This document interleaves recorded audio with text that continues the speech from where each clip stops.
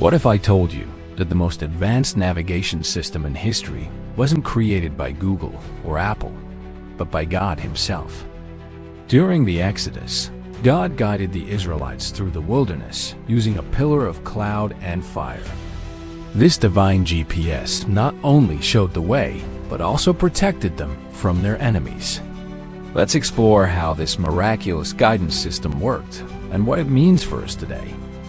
Imagine a massive column of cloud, visible to an entire nation, leading them by day. As night falls, this same pillar transforms into a blazing fire, illuminating the path ahead.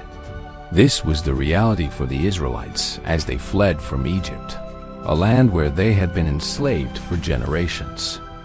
The Exodus marks a pivotal moment in biblical history, where God's chosen people embarked on a journey that would shape their identity and faith for millennia to come. But how did this divine guidance system truly impact the Israelites' journey and their relationship with God? As we explore this extraordinary tale of divine intervention, we'll uncover the profound implications of having a tangible, ever-present sign of God's guidance and protection. This story challenges us to consider: what pillars of guidance do we follow in our own lives, and how do they shape our faith and destiny? Before the pillars of cloud and fire could guide the Israelites, they first had to break free from centuries of bondage. What cataclysmic events could possibly convince a Pharaoh, who saw himself as a god, to release an entire nation of slaves? The answer lies in a series of divine interventions so extraordinary that they would forever change the course of history. Imagine a land gripped by chaos, where the very forces of nature seem to rebel against their usual order. This was the reality of Egypt, as God unleashed 10 devastating plagues upon the land. Each plague demonstrated His supreme power over the Egyptian deities and the natural world, systematically dismantling the foundations of Egyptian society and religion. The Nile, life-giver of Egypt, turned to blood. Swarms of frogs, lice, and flies infested the land. Livestock perished from disease, while boils afflicted both man and beast. Hail and locusts destroyed crops, leaving fields barren. Darkness enveloped the land for 3 days, challenging the supremacy of Ra, the sun god. Finally, the most heart-wrenching plague of all, the death of the firstborn, which struck at the very heart of Egyptian families and royal succession. These plagues were not random acts of destruction. They were carefully orchestrated demonstrations of God's power and His determination to free His people. Each plague targeted a specific aspect of Egyptian life or religion, proving the impotence of their gods and the folly of resisting the true God of Israel. As the final plague struck, Pharaoh's resistance crumbled. In a moment of anguish and defeat, he ordered the Israelites to leave Egypt immediately. This sudden reversal set the stage for one of the most dramatic escapes in history. The Exodus. Picture millions of Israelites, laden with generations' worth of possessions, hardly leaving the only land they had known for centuries. Their elation at newfound freedom was soon tempered by the realization that Pharaoh's army was in hot pursuit. Trapped between the advancing Egyptian forces and the seemingly impassable Red Sea, the Israelites faced their first test of faith in God's deliverance. It was at this crucial moment that God performed another astounding miracle. A strong east wind began to blow, parting the waters of the Red Sea and creating a path of dry land. The Israelites crossed safely, their passage illuminated by the pillar of fire that had begun to guide them. As the Egyptian army attempted to follow, the waters crashed back together, destroying Pharaoh's chariots and horsemen. This dramatic escape marked the true beginning of the Israelites' journey from slavery to freedom. The parting of the Red Sea wasn't just a miraculous event. It was a powerful symbol of God's ability to overcome seemingly impossible obstacles. It set the stage for the Israelites' dependence on divine guidance throughout their wilderness journey. The series of miracles that led to the Exodus, the plagues, the departure from Egypt, and the crossing of the Red Sea were more than just a means of liberation. They were object lessons in faith, demonstrating God's power, His commitment to His promises, and His ability to provide for His people, even in the most challenging circumstances.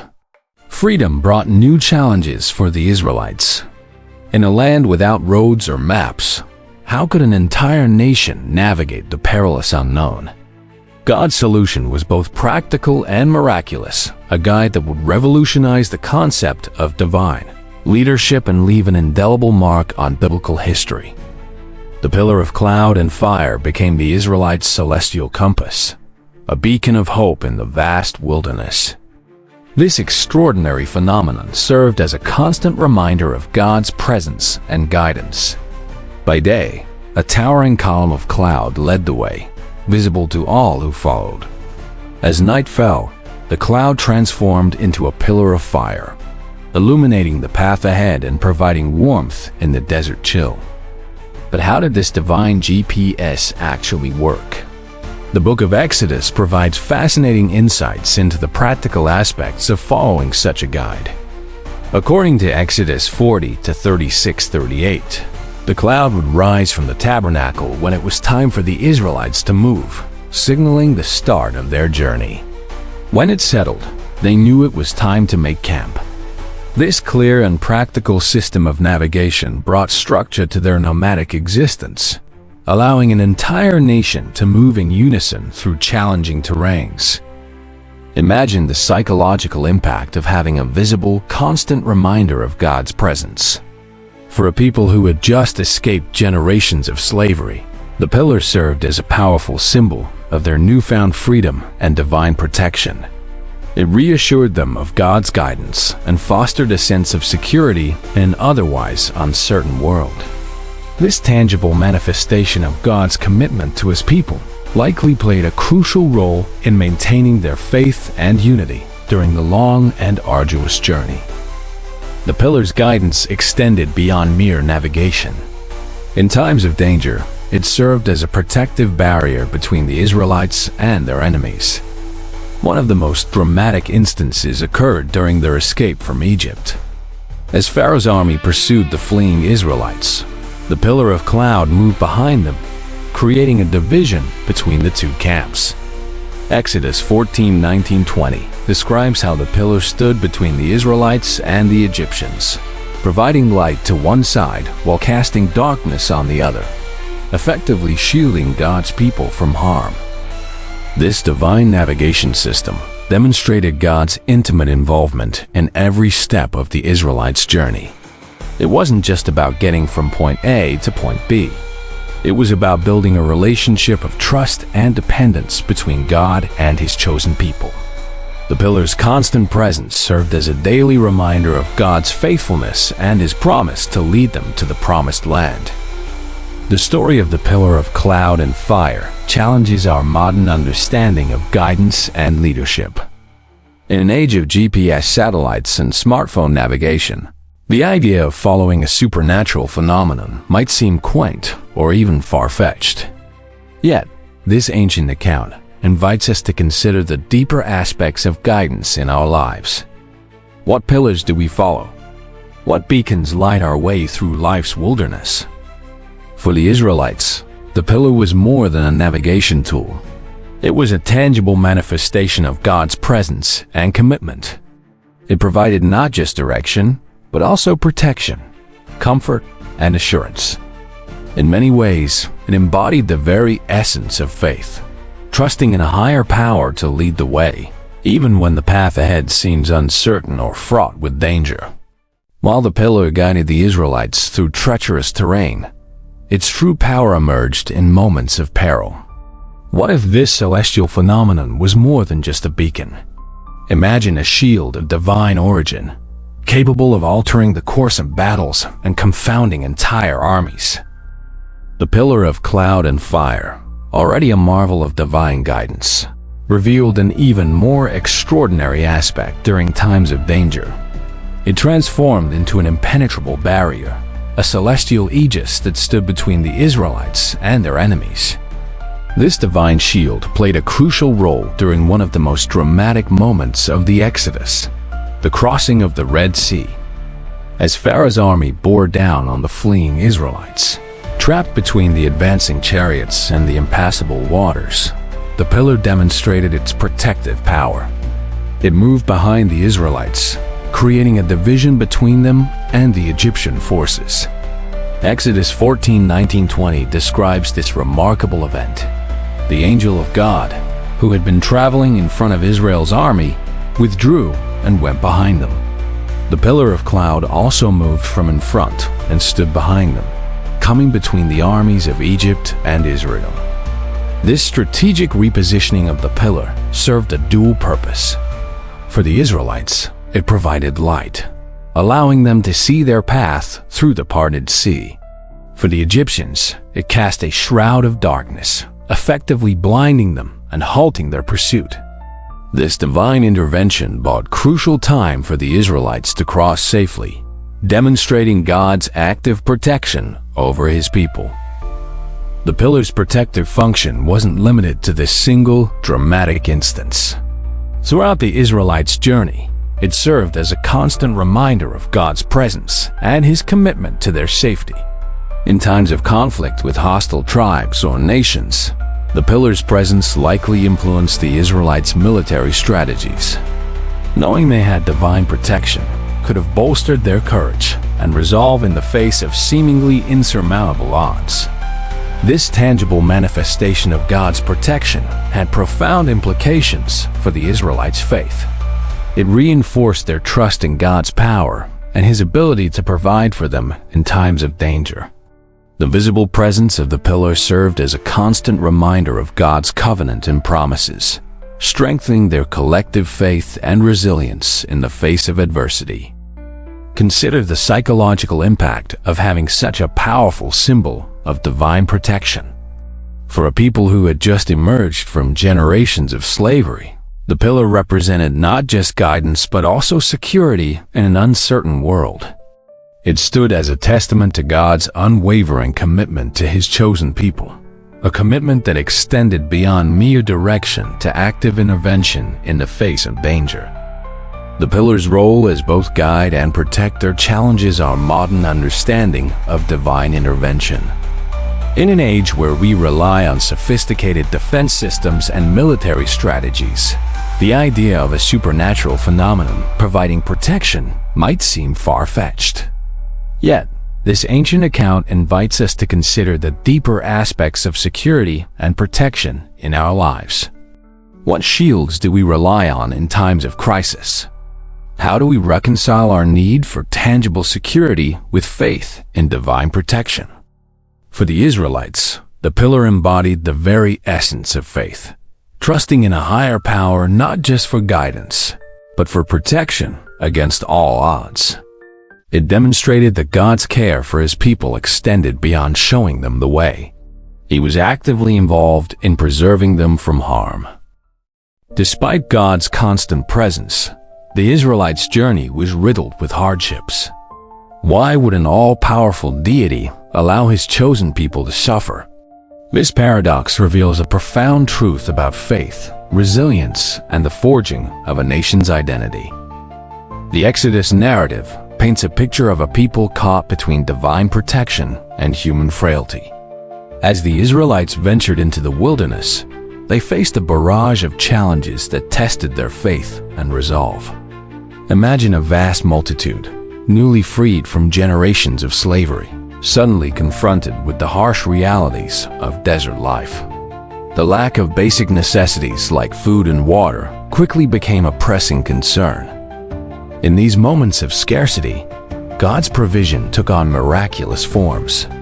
The biblical account describes the appearance of manna, a mysterious substance that sustained the Israelites throughout their journey. Scholars have likened this phenomenon to the sweet white exudations of scale insects on tamarisk bushes found in the Sinai region, suggesting a potential natural explanation for this divine sustenance. Yet, the regularity and abundance of this provision point to something beyond mere coincidence. The miraculous feeding didn't stop with manna. When the Israelites craved meat, the biblical narrative recounts an extraordinary event involving quail. These birds, exhausted from their long migration across the Mediterranean and Red Sea, fell into the Israelite camp, providing an unexpected feast. This occurrence, while seemingly providential, also demonstrates how natural phenomena could align with divine purposes in the Israelites' journey. Perhaps the most pivotal moment in the Israelites' wilderness sojourn was the receiving of the Ten Commandments at Mount Sinai. This event marked a profound shift in the relationship between God and His people. The commandments, etched in stone, provided not just moral guidelines, but also the foundation for civil and religious laws that would shape Israelite society for generations to come. The covenant established at Sinai transformed a group of former slaves into a nation with a unique identity and purpose. Yet, even in the face of such divine manifestations, the Israelites struggled with doubt and rebellion. Their journey was marked by cycles of faith and disbelief, obedience and disobedience. Despite witnessing incredible miracles, they often longed for the perceived security of their former lives in Egypt. This paradoxical behavior reveals a deeply human struggle with trust and patience, even in the presence of undeniable divine intervention. These moments of doubt were not without consequence. The biblical narrative recounts how the Israelites' lack of faith led to extended periods of wandering in the wilderness. What could have been a relatively short journey to the Promised Land became a 40-year odyssey, allowing an entire generation to pass away before their descendants could claim their inheritance. However, amidst these trials, there were also moments of triumph that reinforced the Israelites' faith in divine guidance. Military victories, such as the defeat of the Amalekites at Rephidim, were attributed to following God's direction. These successes served as powerful reminders of the benefits of obedience and trust in divine leadership. The wilderness journey, with its mix of trials and triumphs, served a greater purpose than mere geographical relocation. It was a crucible in which the Israelites' identity as God's chosen people was forged. The hardships they faced taught them reliance on divine provision, while the laws they received gave them a unique societal structure. The very act of journeying together, guided by the pillar of cloud and fire, united them as a people with a shared history and destiny. The Israelites' journey through the wilderness, guided by God's divine GPS, offers profound lessons for modern seekers. Their experience underscores the importance of unwavering faith and obedience, even in the face of seemingly insurmountable challenges. The repeated cycles of trust and doubt that mark their journey reflect the human struggle to maintain faith amidst adversity. Perhaps the most poignant lesson lies in the Israelites' dependence on God for daily sustenance. This reliance on divine provision teaches us to seek guidance not just in life's major decisions, but in our everyday needs as well. Their journey reminds us that perseverance and trust in God's promises can lead us through life's wilderness experiences. As we reflect on this ancient tale, we might ask ourselves, what pillar of cloud and fire guides our journey through life's wilderness? This question invites us to consider our own sources of guidance and the foundations of our faith in times of uncertainty.